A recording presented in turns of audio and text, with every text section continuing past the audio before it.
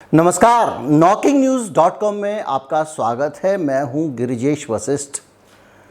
आज मैं बात करूंगा कश्मीर फाइल्स की, असली वाली कश्मीर फाइल्स की, वो फिल्मों वाली, फिक्शन वाली, मनगढ़ंत वाली कश्मीर फाइल्स की नहीं।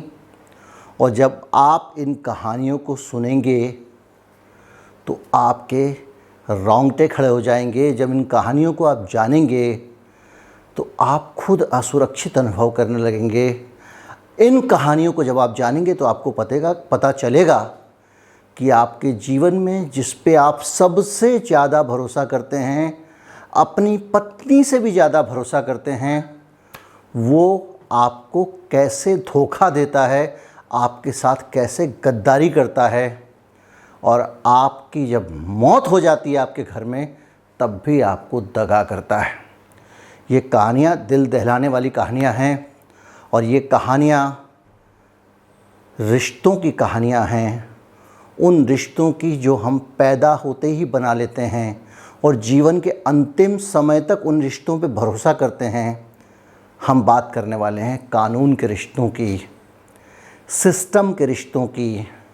हम बात करने वाले हैं देश की, और देश के नागरिक होते हुए आप कितने सुरक्षित रहते हैं इसकी कश्मीरी पंडितों पे बात होगी। कश्मीरी पंडितों के दर्द बयान करूंगा। कहीं मत जाइए, चैनल को सब्सक्राइब कर लीजिए। अगर आप हमारे चैनल को सपोर्ट करना चाहते हैं, हमारा UPI ID डिस्क्रिप्शन में है, उसके ज़रिए आप भुगतान कर सकते हैं। मैं अभी हाजिर हुआ।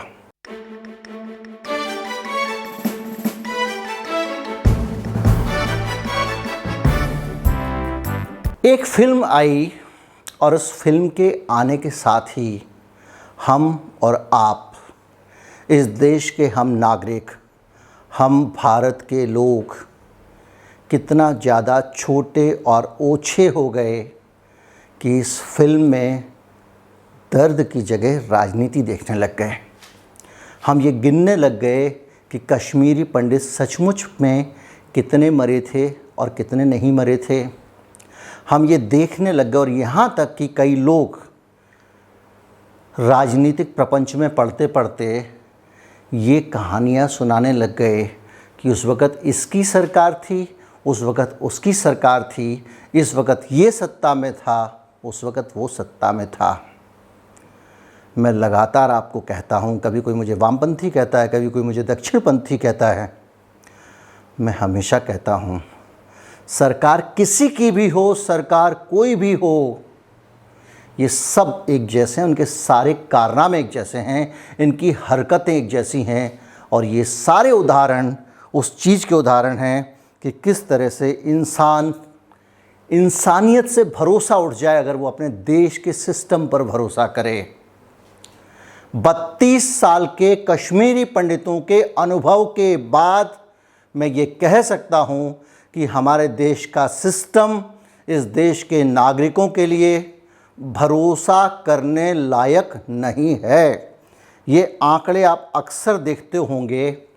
विवेक अग्निहोत्री अपनी फिल्म बनाते हैं तो सब जगह बताते हैं कि 4000 हिंदुओं को वहाँ से निकाला गया क्योंकि उनको अपनी फिल्म बेचनी है, उनका अपना कारोबार है। कश्मीरी पंडितों के अपने दर्द हैं। वो 650 और 700 का आंकड़ा बता रहे हैं, और RSS अपने पब्लिकेशंस में छाप रही है 600 का आंकड़ा। और उन आंकड़ों में सबकी अपनी बाजीगरियां हैं, कश्मीरी पंडितों के अपने दर्द हैं। और उस सारे आंकड़ों के बीच में जो मिनिस्ट्री ऑफ होम अफेयर्स है, भारत सरकार का जो गृह मंत्रालय है, उसका आंकड़ा कश्मीरी पंडितों की संख्या केवल 219 बता रहा है। जिसका जहां गणित फिट बैठता है वहां ले उठता है। उसको फिल्म बेचनी है तो वो 4000 बता रहा है। सरकार को जुल्म सितम की कहानियां दबानी हैं तो वो 219 बता रही है। उस मरने वाले का, उस मकतूल का इसमें क्या गुनाह है जिसकी मौत को एक गणित का नंबर बना दिया गया है। कोई इसको बढ़ा के बताता है, कोई इसको घटा के बताता है। कोई कहता है मेरी सरकार थी, कोई कहता है उसकी सरकार थी, कोई कह रहा है इसकी राजनीति है, कोई कह रहा है उसकी राजनीति है। मैं कुछ उदाहरण देना चाहता हूँ।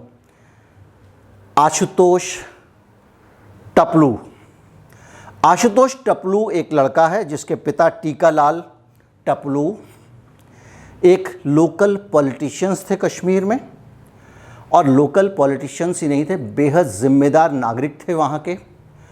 पूरे जीवन उन्होंने हिंदू मुसलमान और दूसरी तरह की जो डिवाइसिव फोर्सेस हैं, समाज को बांटने वाली फोर्सेस हैं, उनके खिलाफ संघर्ष किया, लड़े, और उसी तरह से लड़े जैसे कि वामपंथी और दूसरे प्रोग्रेसिव लोग लड़ा करते थे। ये दक्षिणपंथी होने के बावजूद लड़े।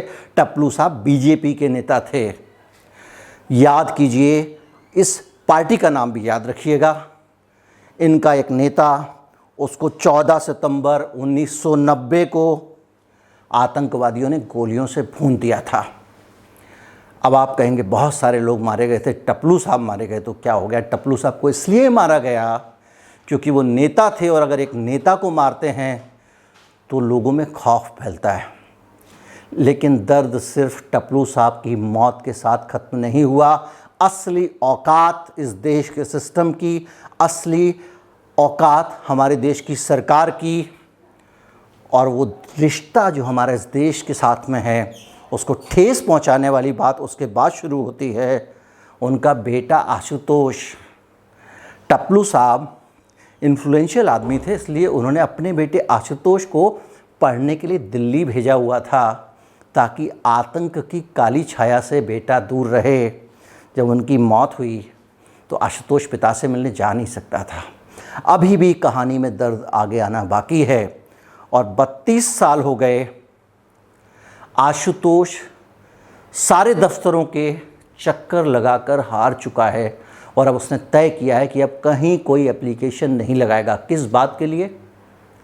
जिन टपलू साहब की सरेआम हत्या हुई, दिन दहाड़े हत्या हुई, जिन टपलू साहब की मौत और हत्या पर सेमिनार संगोष्ठियों में बात होती है, इंटरनेशनल फोरम्स पे बात होती है, उन टपलू साहब की मौत हुई है या नहीं है, ये कहीं सरकारी रिकॉर्ड में नहीं है। ये इस देश की व्यवस्था, ये मेरे देश की व्यवस्था है। एक आदमी जिसकी मौत सब जानते हैं कि हुई है, सब जानते हैं जिसकी हत्या हुई है, सरकारी रिकॉर्ड में उसकी मौत दर्ज नहीं है। 32 साल में बहुत सरकारें आई और गईं, लेकिन टपलू साहब का बेटा ना तो अपने पिता का डेथ सर्टिफिकेट, मृत्यु प्रमाण पत्र हासिल कर सका है, न टपलू साहब के बेटे के पिता की मौत की कोई FIR इस देश के किसी भी थाने में दर्ज है। आपको सुनकर अफसोस नहीं लगेगा कि मौत होने के बाद भी इस देश का सिस्टम, हमारी सरकार FIR दर्ज नहीं करती है, मौत की जांच नहीं करती है? और ये सिर्फ कहानी टपलू साहब की नहीं है, आशुतोष की नहीं है। कश्मीर में अनगिनत कहानियाँ ऐसी पड़ी हुई हैं जिनमें लोगों को मार दिया गया, सरेआम मारा गया, दिन दहाड़े मारा गया, और उनकी रिपोर्ट तक दर्ज नहीं की गई है। दीपिका भान सीनियर जर्नलिस्ट हैं, बहुत पुरानी, IANS से जुड़ी हुई हैं। उन्होंने अपनी रिपोर्ट में सिर्फ आशुतोष नहीं और भी बहुत सारे मामलों का जिक्र किया है। ऐसे मामले हैं जो आपको बहुत दुख देंगे। 32 साल से एक आदमी अपने पिता का मृत्यु प्रमाण पत्र हासिल नहीं कर पाता। किसी शहर के चौराहे पर सरेआम ताबड़तोड़ गोलीबारी होती है और उसकी मौत रिकॉर्ड में दर्ज नहीं होती है। ये हुआ है कश्मीर में। ये है असली कश्मीरी फाइल्स जो इस देश के सिस्टम की पोल खोलती हैं। वो कश्मीरी फाइल्स नहीं है जो सांप्रदायिक नफरत फैलाने के लिए अब एक कस्टमाइज फिल्म में गढ़ी गई हैं, और जिसकी नायिका अपने इंटरव्यू में कहती है कि मेरा मकसद है कि लोग ज़्यादा से ज़्यादा नफ़रत करें मेरे किरदार से। दूसरा केस बताता हूँ। जिस वक्त कश्मीर में आतंकवादी कहर बरपा रहे थे, उस वक्त बहुत सारे लोग कश्मीर के लगातार संघर्ष कर रहे थे, बहुत सारे लोग परेशान थे। उसी तरह के बहुत सारे लोग जो श्रीनगर मेडिकल कॉलेज में थे, उनमें से कई ने मुझे संपर्क किया, माफ़ कीजिएगा, और उन्होंने बताया कि उस रात वो वहाँ पे हॉस्टल में थे। बाकायदा राज्य सरकार ने रेडियो पे अनाउंस कराया, बसें खड़ी कर दी गईं, कि बसों में बैठो और घाटी से जाओ। जम्मू में कैंप आपका इंतज़ार कर रहे हैं। जब आप ठीक हो जाएंगे, जब हालात ठीक हो जाएंगे तो आपको वापस बुला लिया जाएगा। ये उन्होंने मुझे बताया। और उसी से मिलती हुई कहानी ये है कि दिल्ली में जब उस समय के वहाँ के विस्थापित नौजवान लोग आए तो वो प्रदर्शन कर रहे थे, धरने कर रहे थे इसी इंसाफ के लिए कि साहब रिपोर्ट दर्ज करा लो, जांच करा लो, हमारी मौतों को छिपाओ मत, मुकदमे कम मत करो, सिर्फ ये बताने के लिए कि हमारे टाइम में हत्याएं कम हुई थी, आप मुकदमा दर्ज नहीं करते हैं। बड़े संघर्ष के बाद उनको वीपी सिंह के साथ मुलाकात करने का मौका मिलता है। तो इनमें ये लोग जाते हैं, वहाँ पे 5 लोगों को अंदर घुसने का मौका मिलता है, जाने दिया जाता है लंबे संघर्ष के बाद। और वीपी सिंह उनकी बात ठीक से सुनते भी नहीं हैं, 2 मिनट भी नहीं देते हैं और बोले कि ठीक है हम देखेंगे। गुस्से में एक छात्र कहता है कि कम से कम 5 मिनट हमारी बात तो सुन ली होती। इसके बाद वीपी सिंह का चेहरा तमतमा जाता है। इसी सीरीज़ में एक इंटरव्यू है, उसमें बाकायदा एक महिला इस सारे मामले में अपनी बात बयान करती हैं। और उसके बाद में जो छात्र प्रदर्शन कर रहे थे उनके ऊपर दिल्ली में बुरी तरह से लाठीचार्ज होता है। मुफ्ती मोहम्मद सईद उस समय के गृह मंत्री होते थे, उन्होंने जम के इनको नज़रअंदाज करते रहे।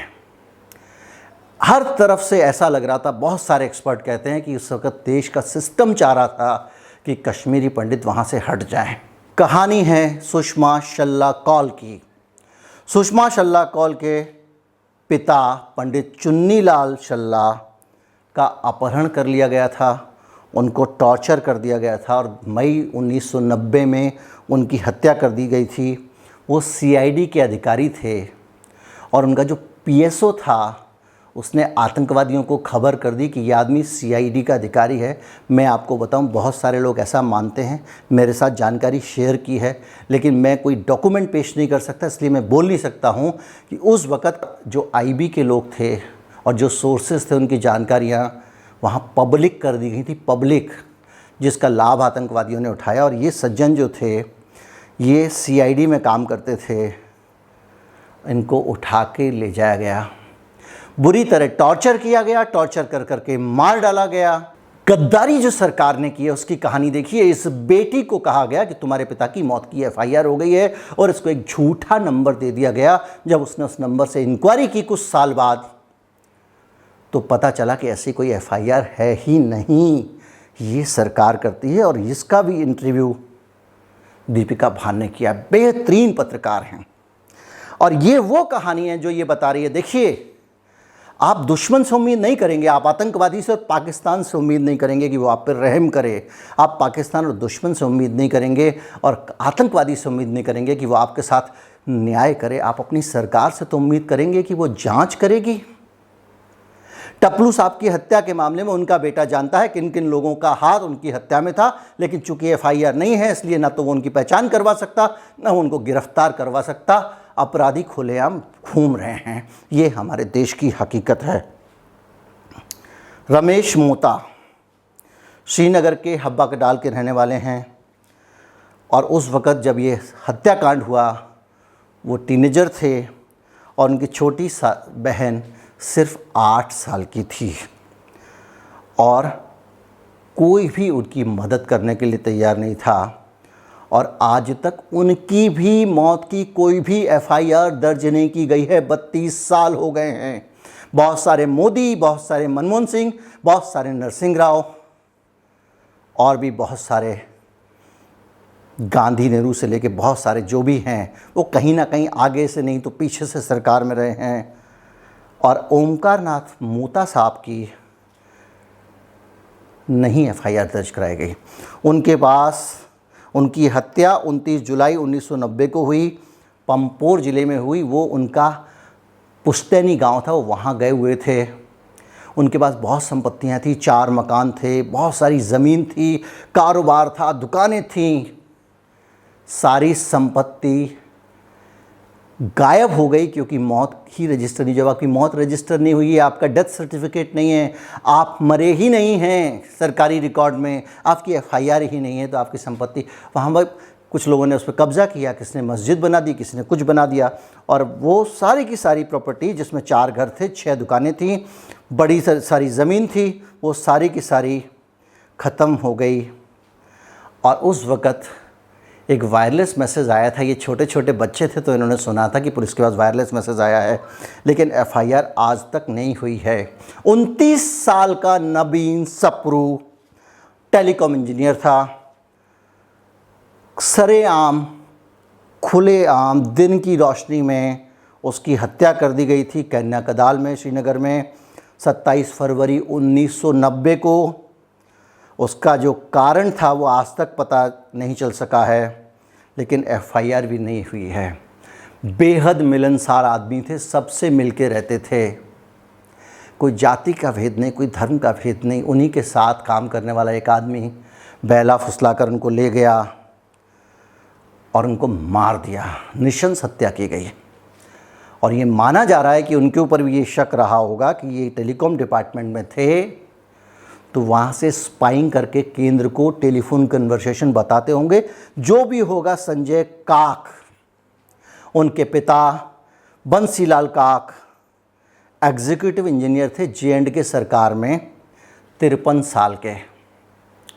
उनको उन्हीं के दफ्तर का एक आदमी 25 अगस्त 1990 को अपने साथ ऑफिस से अनंतनाग ले गया, और किस काम से गया पता नहीं, लेकिन उनके पिताजी कभी नहीं लौटे हैं। इनका इंटरव्यू किया है दीपिका भान ने संजय काक का, और अभी तक नहीं पता है, कोई एफआईआर नहीं हुई है। 32 साल से देश में मर्डर की एफआईआर नहीं हुई है साहब, 32 साल में। और जो लोग ये कहते हैं हमारी सरकार में हुआ, उनकी सरकार में हुआ, इनकी सरकार में हुआ, जान लीजिए 32 साल से पीड़ित लगातार संघर्ष कर रहे हैं। किसी की भी सरकार ने सुना होता तो इस देश में एक बेटी को अपने बाप की मौत का एक प्रमाण तो मिल जाता, कहीं कागज़ में रिकॉर्ड में तो रहता कि इस आदमी को मार दिया गया है। कुछ तस्वीरें हैं यादों की तरह पुरानी, बस यही निशानी है। ये हैं असली कश्मीरी फाइल, जो फाइल्स हैं लेकिन फाइल में दर्ज नहीं हुई हैं, क्योंकि इस देश का सिस्टम, इस देश की सरकारें, इस देश की पुलिस, इस देश की व्यवस्था चाहती ही नहीं है कि उसका रिकॉर्ड ख़राब हो। आप मरते हो तो मरो।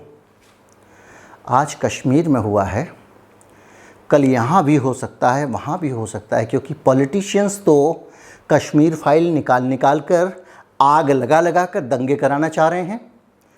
पॉलिटिशियंस का तो बस चले तो आज सारी फाइल्स खुलवा दें, उनका बस चले तो देश भर में दंगे करा दें। मैंने अगर आपको बताया था, मैं जानबूझ के खबरें शेयर नहीं कर रहा हूँ। देश में कम से कम 10 जगह छोटी बड़ी दंगे कराने की कोशिशें हो चुकी हैं, और बेहद घटिया तरीके से दंगे कराए जा रहे हैं। एक ख़ास तरह की एक पार्टी के शासन में हो रहे हैं। और उन सारी की सारी चीज़ों के बीच में आप कल्पना कीजिए, आपके इलाके में दंगे हो जाएं तो आपको तो ना तो आपको मुआवजा मिलने का, ना आपकी एफआईआर होगी, ना आपकी सुनवाई होगी, ना आपका डेथ सर्टिफिकेट मिलेगा। माफ़ कीजिएगा, कड़वी बात कह रहा हूँ, जिनके लिए आप लड़ रहे हैं वो वोट लेकर आपको छोड़कर भाग जाएंगे, उस लुटेरे की तरह जो रेलवे की पटरी पर कटा हुआ आदमी होता है, उसका पस उठाकर चल देता है। उनको सिर्फ वोट चाहिए, आप सिर्फ वोट हैं ताकि वो राज करने का हक पा सकें। आप भूखे मरते हैं तो मरें, आप तिल तिल मरें, आपको चौराहे पर भून कर मार दिया जाए, आप आतंकवाद के शिकार हों, पाकिस्तान के लोग आपका दुश्मन देश आए और आपको मार के चला जाए, वो जांच भी नहीं करेंगे, क्योंकि जांच करने के लिए एफआईआर करनी पड़ती है। ये है इस देश की हकीकत। कोई आंकड़े का निहितार्थ मत निकालिएगा। सीधी सी बात यह है कि जो नफरत की राजनीति करने वाले लोग हैं, वो लोग सिर्फ वोटों के लिए भाग रहे हैं। किसी को अपना सिनेमा चलाना है तो वो और नफ़रत उसमें ठूस दे रहा है। सिनेमा चलाने के साथ साथ वो आदमी, मैंने आपको वीडियो बनाया था, सोशल मीडिया सेल के लिए काम करता था, वीडियोस बनाता था, उसने सोशल मीडिया सेल के लिए एक फ़िल्म बना दी है। उसके लिए भी वो नोट छापने की मशीन है, कमाई का धंधा है। और उसी तरह से अलग अलग लोग अलग अलग कामों में लगे हुए हैं। कोई किताब लिख रहा है, आरएसएस ने किताब लिखी है, हिंदू मुसलमान किया है। आपसे एक विनती है, भगवान के लिए आप मत लड़ना, इनकी बातों में मत आना, वरना आप भी मरोगे और FIR नहीं होगी। ये सबूत कहते हैं कश्मीरी पंडितों के।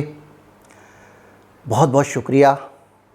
चैनल को सब्सक्राइब कर लें, इस वीडियो को शेयर करें। दीपिका भान को मैं धन्यवाद कहता हूँ जो इस तरह की कहानियाँ निकाल कर सामने लाई।